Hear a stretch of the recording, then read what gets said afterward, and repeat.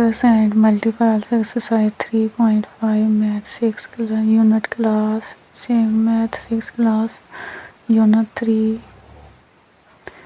1 using prime factorization find the LCM of the following numbers 144 के 2222 3 पे divide होता है 180 2233 पे डिवाइड किया और 384 को 2222 और 3 पे डिवाइड किया और इनका एलसीएम 7 मरतबा 22 और 2 मरतबा 3 और 1 मरतबा 5 तीनों का और इनको आपस में हमने मल्टीपल किया तो आंसर आया 5760।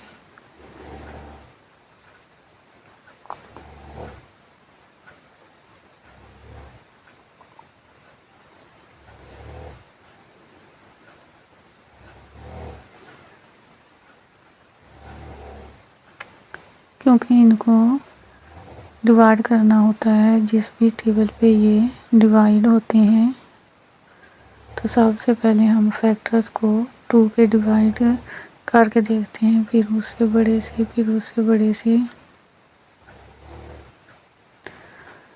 आगे है 35, 65 और 75 का फैक्टर निकालना है।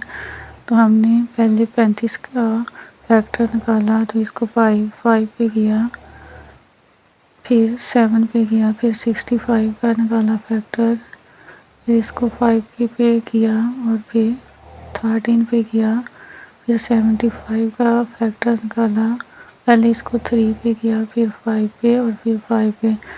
एलसीएम इनका 3 मल्टीपल 5 मल्टीपल 5 मल्टीपल 7 मल्टीपल 13, तो इसका आंसर क्या आया 6825। इन सबको आपस में मल्टीपल करने से इन तीनों में बार बार 5 आया। तमाम मल्टीपल्स को लिखा गया है जिन पे ये डिवाइड हुए हैं।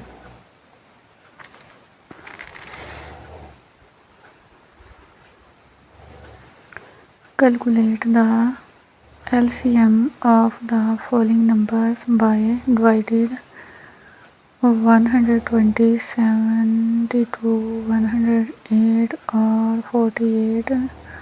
अब हमें इनको डिवाइड करना है। 120 2 पे डिवाइड हुआ और 3 पे और 5 पे। 72 2 पे डिवाइड हुआ और फिर 3 पे। 108 2 पे डिवाइड होगा और फिर 3 और फिर 3 पे। 48 2 और 2 पे डिवाइड होगा और फिर 3 पे। एलसीएम इन सब को आपस में मल्टीपल किया तो 2160 आया। The product of 2 numbers is 360 if their HCF is 60. What is their LCM?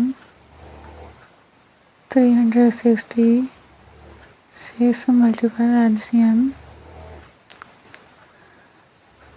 इनको 6 से डिवाइड किया तो इनका 6 मल्टीपल आया। 360 को 6 से डिवाइड किया तो 60 एलसीएम में आया।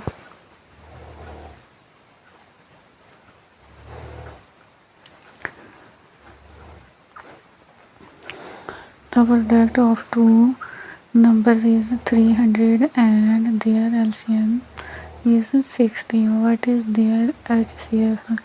अब HCF multiple LCM is equal to 300 divide 60। 60 को 300 पे डिवाइड किया तो इसका मल्टीपल क्या आया 5, यानी कि HCF 5 आया।